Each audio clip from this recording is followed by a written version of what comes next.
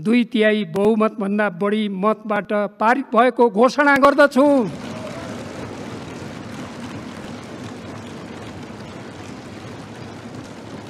सर्वसम्मतिले नेपालको संविधान दोस्रो संशोधन विधेयक 2077 को अंग बनेको घोषणा गर्दछु।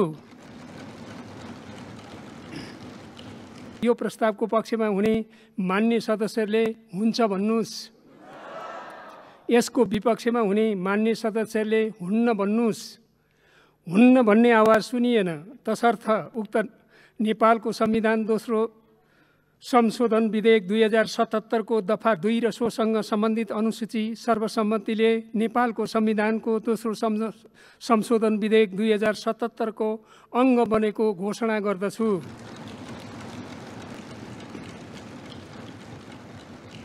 हामी छिमेकी भारतसँग सुमधुर मित्रता चाहन्छौँ, तर हाम्रो भूमि फिर्ता लिएरै छोड्छौँ भन्ने कुरा हाम्रा मित्रवत राष्ट्रले पनि थाहा पाउनुपर्छ। आज संविधान संशोधनको दिन नेपालीको लागि सुखद क्षण हो। त्यसैले सबै नेपाली राष्ट्रियताको विषयमा एक भएका छौँ। आज सम्पूर्ण नेपालीले बलियो एकता प्रदर्शन गरेको दिन हो। सार्वभौम संसदमा आज राष्ट्रिय एकता प्रदर्शनको अनुभूत भइरहेको छ। आज हाम्रो निशान छापमा लिम्पियाधुरा, लिपुलेक र कालापानी समेटेको नक्सा रहनेछ।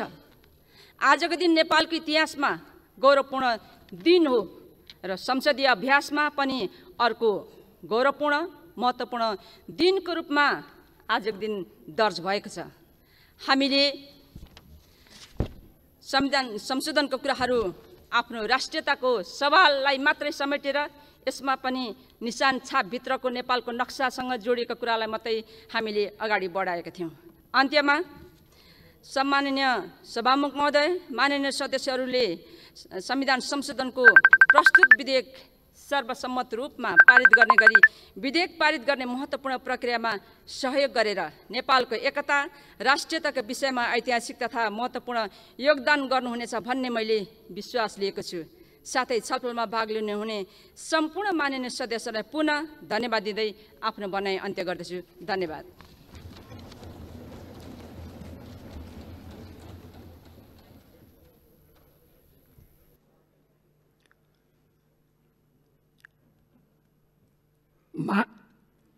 माननीय सदस्यहरू, नेपालको संविधान दोस्रो संशोधन विधेयक 2077 माथिको दफावार छलफल यही समाप्त हुन्छ। अब म नेपालको संविधान दोस्रो संशोधन विधेयक 2077 को दफा 2 र सोसँग सम्बन्धित अनुसूची नेपालको संविधान दोस्रो संशोधन विधेयक 2077 को अंग बनोस् भनी निर्णयार्थ प्रस्तुत गर्दछु।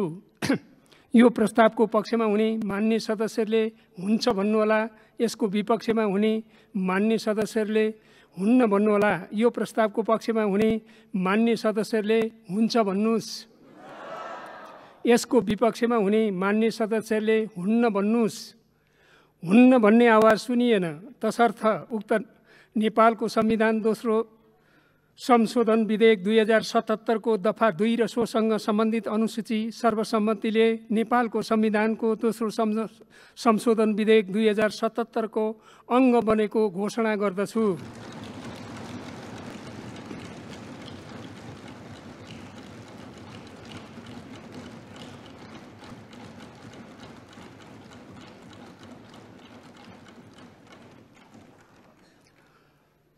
अब म विधेयकको प्रस्तावना, संक्षिप्त नाम र प्रारम्भ पढेर सुनाउँछु। प्रस्तावना: नेपालको संविधानलाई संशोधन गर्न वाञ्छनीय भएकोले संघीय संसदले यो संशोधन जारी गरेको छ। संक्षिप्त नाम र प्रारम्भ: यस संशोधनको नाम नेपालको संविधान दोस्रो संशोधन 2077 रहेको छ। अब म नेपालको संविधान दोस्रो संशोधन विधेयक 2077 को प्रस्तावना, संक्षिप्त नाम, प्रारम्भ, नेपालको संविधान दोस्रो संशोधन विधेयक 2077 को अंग बनोस् भनी निर्णयार्थ प्रस्तुत गर्दछु। यो प्रस्तावको पक्षमा हुने मान्य सदस्यहरूले हुन्छ भन्नुहोला। यसको विपक्षमा हुने मान्य सदस्यहरूले हुन्न भन्नुहोला। यो प्रस्तावको पक्षमा हुने मान्य सदस्यहरूले हुन्छ भन्नुस्। यसको विपक्षमा हुने मान्य सदस्यहरूले हुन्न भन्नुस्। हुन्न भन्ने आवाज सुनिएन, तसर्थ नेपालको संविधान दोस्रो संशोधन विधेयक 2077 को प्रस्तावना संक्षिप्त नाम प्रारम्भ सर्वसम्मतिले नेपालको संविधान दोस्रो संशोधन विधेयक 2077 को अङ्ग बनेको घोषणा गर्दछु।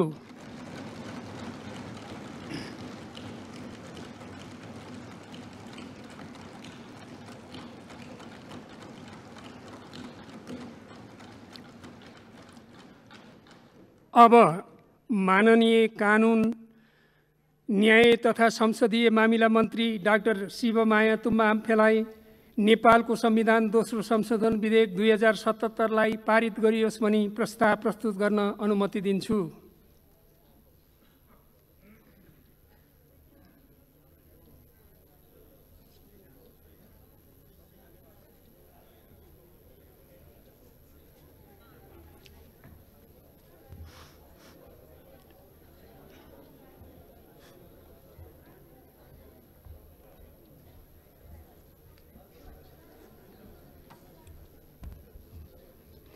सम्माननीय सभामुख महोदयको अनुमतिले नेपालको संविधान दोस्रो संशोधन विधेयक 2077 लाई पारित गरियोस् भनी प्रस्ताव प्रस्तुत गर्दछु। धन्यवाद।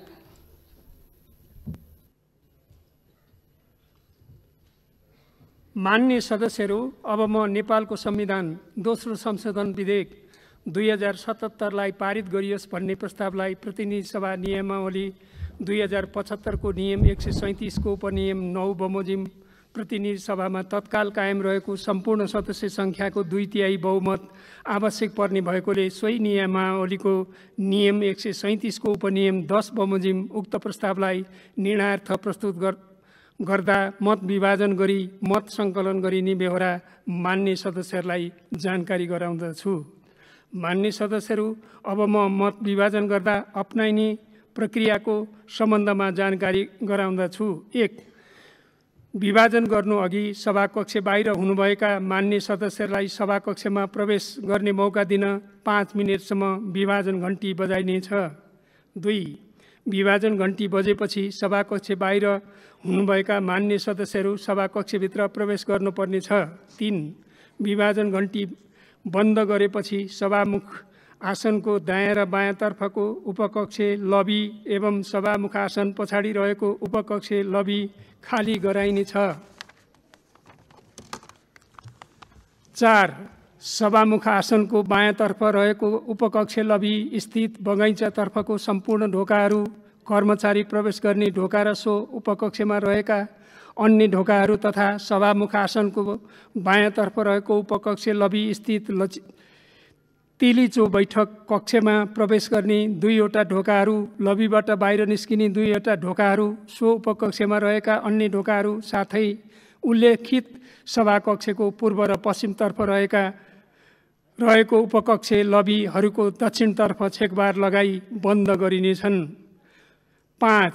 उल्लेखित ढोकाहरू बन्द गरिएपछि मत सङ्कलन कार्य सम्पन्न नहुन्जेलसम्म बाहिर रहेका मान्य सदस्यहरू लगायत कसैलाई पनि सभाकक्ष एवं उल्लेखित उपकक्ष लबीहरूमा प्रवेश गर्न र बाहिर जान दिइने छैन।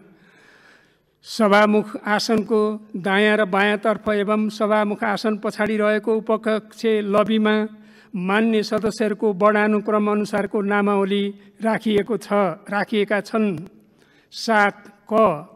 प्रस्तावको पक्षमा रहनुहुने मान्य सदस्यहरू अर्थात् हुन्छ भन्ने पक्षका मान्य सदस्यहरू सभामुख आसनको दायाँतर्फ रहेको उपकक्ष लबीमा प्रवेश गरी त्यहाँ राखिएको वर्णानुक्रम अनुसारको आफ्नो नामावलीको दस्तखत महलमा दस्तखत गर्नुपर्नेछ। ख. प्रस्तावको विपक्षमा रहनुहुने मान्य सदस्यहरू अर्थात् हुन्न भन्ने पक्षका मान्य सदस्यहरू सभामुख आसनको बायाँतर्फ रहेको उपकक्ष लबीमा प्रवेश गरी त्यहाँ राखिएको वर्णानुक्रम अनुसारको आफ्नो नामावलीको महलमा दस्तखत गर्नुपर्नेछ। ग. प्रस्तावमा मत दिन्न भन्ने पक्षमा रहन चाहनुहुने मान्य सदस्यहरूले सभामुख आसनको पछाडि रहेको उपकक्ष लबीमा राखिएको मान्य सदस्यहरूको वर्णानुक्रम अनुसारको आफ्नो नामावलीको दस्तखत महलमा दस्तखत गर्नुपर्नेछ। 8. मान्य सदस्यहरूको सहयोगको लागि उक्त स्थानहरूमा सचिवालयका कर्मचारीहरू रहनेछन्। 9. कुनै मान्य सदस्यले आफ्नो मत सच्याउन चाहेमा मतदान कार्य सकिएको 3 मिनेटभित्र माग गरेमा सच्याउन दिइनेछ। मान्य सदस्यहरू, अब म 5 मिनेट विभाजन घन्टी बजाउन आदेश दिन्छु।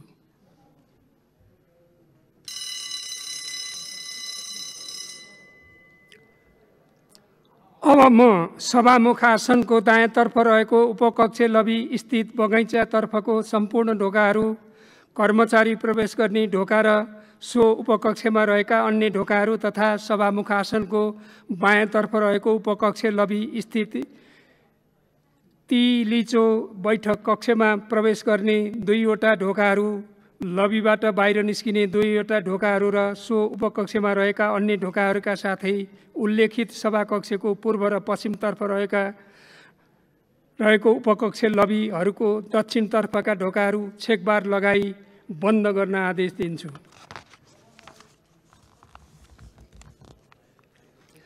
मान्य सदस्यहरू, अब म नेपालको संविधान दोस्रो संशोधन विधेयक 2077लाई मान्य सदस्यहरू, अब म नेपालको संविधानको दोस्रो संशोधन विधेयक 2077लाई पारित गरियोस् भन्ने प्रस्तावलाई निर्णयार्थ प्रस्तुत गर्दछु। मान्य सदस्यहरू, यस प्रस्तावको पक्षमा अर्थात् हुन्छ भन्ने पक्षमा रहनुहुने मान्य सदस्यहरू सभामुख आसनको दायाँतर्फ रहेको उपकक्ष लबीमा प्रवेश गरी त्यहाँ राखिएको वर्णानुक्रम अनुसारको आफ्नो नामावलीको दस्तखत महलमा दस्तखत गर्नुहोला। प्रस्तावको विपक्षमा अर्थात् हुन्न भन्ने पक्षमा रहनुहुने मान्य सदस्यहरू सभामुख आसनको बायाँतर्फ रहेको उपकक्ष लबीमा प्रवेश गरी त्यहाँ राखिएको वर्णानुक्रम अनुसारको आफ्नो नामावलीको दस्तखत महलमा दस्तखत गर्नुहोला र मत दिन्न भन्ने पक्षमा रहनुहुने मान्य सदस्यहरूले सभामुख आसनको पछाडि रहेको उपकक्ष लबीमा राखिएको मान्य सदस्यहरूको वर्णानुक्रम अनुसारको आफ्नो नामावलीको दस्तखत महलमा दस्तखत गर्नुहोला। मान्य सदस्यहरू, कोभिड-19 को संक्रमणको जोखिमलाई मध्यनजर गर्दै मतदानको लागि आफ्नो स्थानबाट उठेर जाँदा, मतदानको लागि दस्तखत गर्दा र दस्तखतपछि आफू बस्ने स्थानसम्म फर्कँदा सामाजिक दूरी कायम गर्न हुन जानकारी गराउँछु। मान्य सदस्यहरू, प्रस्तावको पक्षमा अर्थात् हुन्छ भन्ने पक्षमा रहनुहुने मान्य सदस्यहरू सभामुखको आसनको दायाँतर्फ रहेको उपकक्ष लबीमा प्रवेश गरी त्यहाँ राखिएको वर्णानुक्रम अनुसारको आफ्नो नामावलीको दस्तखत महलमा दस्तखत गर्नुहोस्। मान्य सदस्यहरू, प्रस्तावको विपक्षमा अर्थात् हुन्न भन्ने पक्षमा रहनुहुने मान्य सदस्यहरू सभामुखको आसनको बायाँतर्फ रहेको उपकक्ष लबीमा प्रवेश गरी त्यहाँ राखिएको वर्णानुक्रम अनुसारको आफ्नो नामावलीको दस्तखत महलमा दस्तखत गर्नुहोस्। मान्य सदस्यहरू, उक्त प्रस्तावमा मत दिन्न भन्ने पक्षमा रहन चाहनुहुने मान्य सदस्यहरूले सभामुख आसनको पछाडि रहेको उपकक्ष लबीमा राखिएको मान्य सदस्यहरूको वर्णानुक्रम अनुसारको आफ्नो नामावलीको दस्तखत महलमा दस्तखत गर्नुहोस्। माननीय सदस्यहरू, तपाईहरुमध्ये कसैले आफ्नो मत सच्याउन चाहनुहुन्छ भने मत सच्याउनका लागि 3 मिनेटको समय दिन्छु। सो समयभित्र डायसमा आई आफ्नो मत सच्याउन सक्नुहुनेछ। मान्य सदस्यहरू, बन्द गरिएका सभाका सबै प्रवेशद्वारहरू खोल्न आदेश दिन्छु।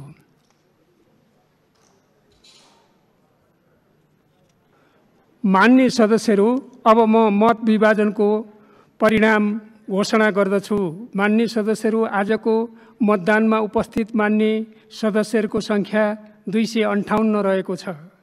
नेपालको संविधान दोस्रो संशोधन विधेयक 2077लाई पारित गरियोस् भन्ने प्रस्तावको पक्षमा अर्थात् हुन्छ भन्ने पक्षमा जम्मा 258 मत, प्रस्तावको विपक्षमा अर्थात् हुन्न भन्ने पक्षमा 0 मत र प्रस्तावको मत दिन्न भन्ने पक्षमा 0 मत परेको छ। नेपालको संविधान दोस्रो संशोधन विधेयक 2077लाई पारित गरियोस् भन्ने प्रस्तावको पक्षमा 258 मत परेको र उक्त सङ्ख्या प्रतिनिधि सभाको तत्काल कायम रहेको सम्पूर्ण सदस्य सङ्ख्या 275 को 2/3 भन्दा बढी मत भएकोले नेपालको संविधान दोस्रो संशोधन विधेयक 2077लाई पारित गरियोस् भन्ने प्रस्ताव 2/3 बहुमत भन्दा बढी मतबाट पारित भएको घोषणा गर्दछु।